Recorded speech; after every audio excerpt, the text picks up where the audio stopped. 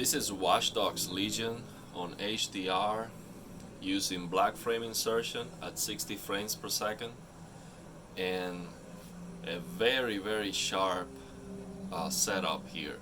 So what I'm using, man, this is looking sharp AF, you know.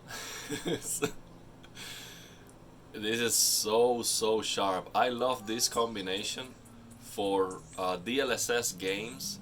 This is what I do. I use DLSS, and on top of that I use DLDSR, deep learning super sampling. So you go to the NVIDIA control panel and you enable deep learning super sampling. So this is 5120 by 2880, but with a better performance and a lot sharper than if you just create the custom resolution. So it performs better, it looks sharper, and it's using the NVIDIA tensor cores.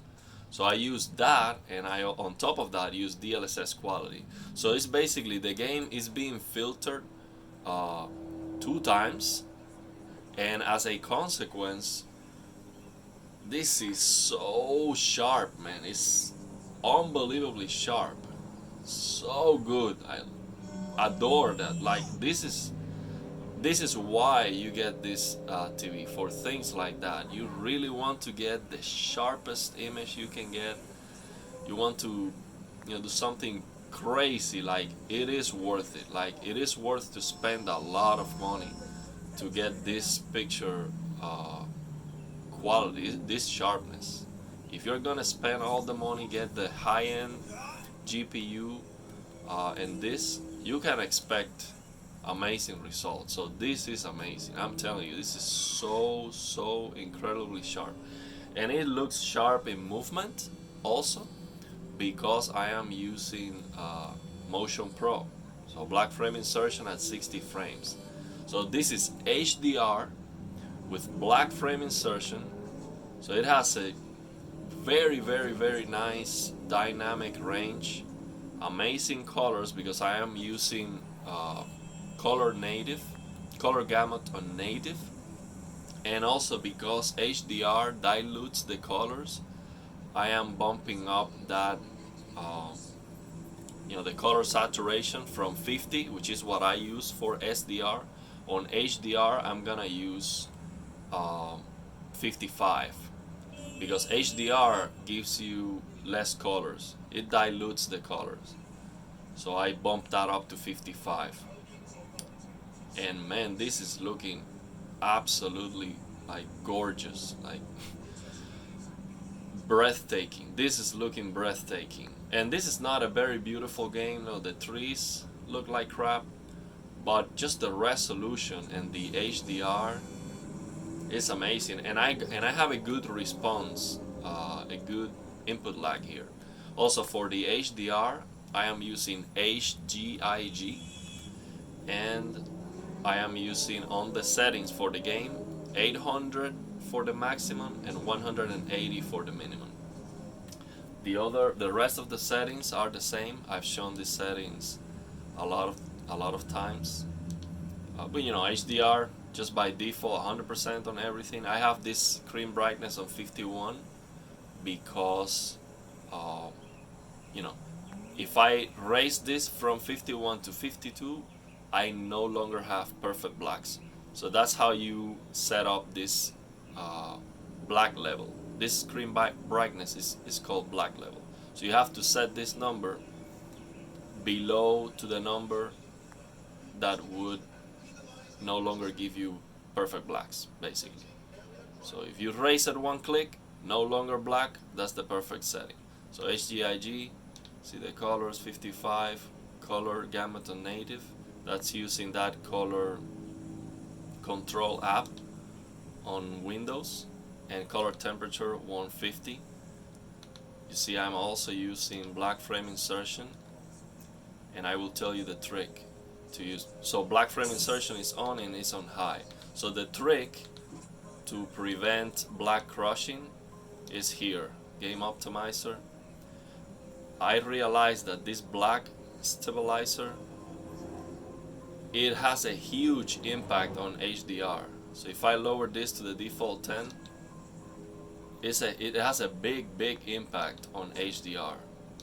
So I just set it one click to prevent black crushing, and it is perfect, and it's absolutely breathtaking.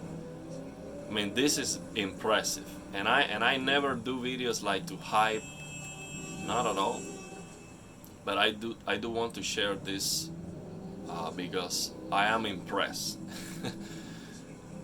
and I've been mostly disappointed with this OLED. I was expecting it to be better, but you know, after I learned how to set it up, and after I basically break all those restrictions using that color control app, after breaking the restriction, it is incredible. I mean, it's just looking absolutely incredible.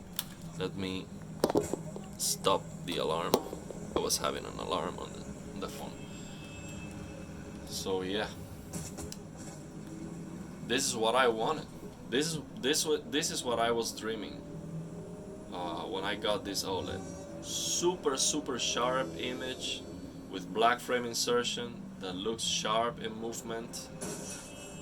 So it has a great motion resolution, amazing sharpness, HDR at the same time, good response time. It is not better than, you know, that G-Sync. G-Sync is a better, it gives you a better responsiveness. But I would take this any day. I mean, it's so good in movement and so sharp. I mean, you have to believe me. I would say the sharpest result I can get is when I use the combination of these two settings. So every single game that has DLSS, let's say God of War, that's another great example. On God of War, I use DLSS, one of these DLDSR resolutions from NVIDIA, and it's like razor sharp. And on top of that, on God of War, I have a mod to delete the TAA, basically. So with the mod, I have no TAA. So DLSS looks a lot better, you know, using it in that way. And then on top of that, you get this resolution is like crazy sharp. And the HDR on God of War works better with dynamic tone mapping on, to be honest. I did a video how to get it working with HGIG, and I thought HGIG was better, but I watched a video of somebody who knows more than me, and he's right. On God of War specifically, it is better tone mapping on. But most of the time, HGIG is gonna be better because it's a tone mapping that is not dynamic, and it allows you to hard clip depending on the specifications of your TV. So if the TV can do 800 nits, then you're going to hard clip on 800. So you set the slider on the game to 800. This TV can do 700 to 800 for the highlights. So you just set it up to 800 and it works great. And for the lower number, 180. That's the case for every game that has a lower paper white number. Set that to 180. This is impressive, man. I am really impressed with this result here. It's absolutely incredible. Let me put the camera closer to the screen. See if you can appreciate the sharpness of this thing, man. I'm just zooming in. It's telling me move back to improve focus. So it's out of focus, but you can see this is absolutely amazing. Look at that. The details you get. Incredible. can see people. Also, you see people walking. I'm moving the camera along with the people walking. You see there's no resolution loss. That's what you get with black frame insertion. If you see an image moving, see for example that car. Let me see if I get another car. Yeah, let me see if I get another car coming. Okay, see I move the camera along with the car, so I'm gonna do that. So let me see if I get another car. Well, this is not a busy street. Let me go to a busier street. And what I want to do is to show you how that black frame insertion is going to give you that motion resolution. And the only way to demonstrate that on this video is by just following the cars, because in that way on the camera there's no movement, but if my image is being blurry, you will see it. You will see it. Let me see if I can find cars moving like a busy street. Okay, this is a busier street, so I'm gonna put the camera like this, and I'm gonna try to catch a car moving from left to right. Let's wait for it. Well, okay. Well, it's difficult. I mean, that test needs to be done with a control setting. Okay, let's see if I can get another one. See, in movement.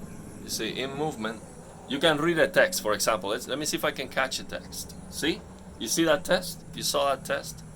If I have no black frame insertion, actually, let me see if I can do the comparison. It's too bad because it's not a control. It's not a control setting, so it's difficult to just wait for the opportunity. But the thing is, in movement, you can read a text. It keeps the resolution. That's why black frame insertion, like for me, that's a must. On this sample and hold displays, the motion resolution is terrible. So black frame insertion is the best feature. And I'm just disappointed that they are just going backwards. Like the LG C2 has no support for black frame insertion at 120 frames. And it's like the new QD OLEDs, they don't have that feature either. So why? Why? It's like, I don't know. Why they just eliminate that? That's the most important feature of this TV. That's how you can get amazing motion resolution. This is looking incredible. And if my GPU and CPU both, if it was more powerful and I can get this same result, but instead of at 60 frames, if I can get this result at 120, holy crap. It would be absolutely, I mean, it's already incredible, but at 120, that would be outstanding. So yeah, I'm really impressed. This is impressive. Impressive stuff. Yeah. So just wanted to share that. I never hype. I never, I'm not like, oh, this is so amazing, because to get this result is a lot of money, man. A lot of money. Like a high-end gaming PC, that's at least $2,000, $3,000, and then these TVs are over $1,000. So it's a lot of money to get this result. So, my intention on this channel was to show, hey, look at the plasma technology. It's amazing, and you don't need to spend a lot of money. But yeah, if you do have the money and you get the OLED set up properly, you can definitely get an incredible result.